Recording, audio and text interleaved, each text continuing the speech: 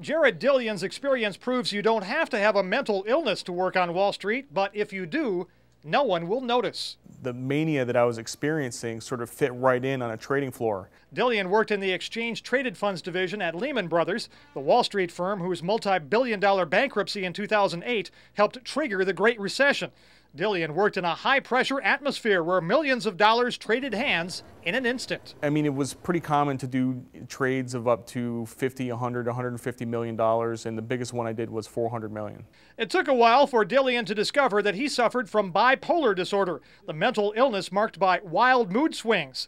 Certainly no one at Lehman's noticed his problem because his erratic behavior looked pretty normal to them. Smashing a phone, screaming and yelling. Like in any other job, this isn't acceptable behavior, but on a trading floor it is. So I just kind of like fit in with everyone else. Dillion could have stayed on Wall Street after Lehman's collapse. He was offered a position with a subsidiary bought out by a British bank.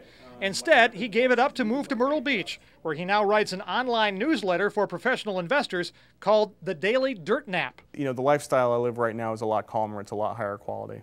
He doesn't make as much money as he did on Wall Street, but Dillion says he has more sanity today. Certain things happen to you, you start to getting a little perspective on what's important.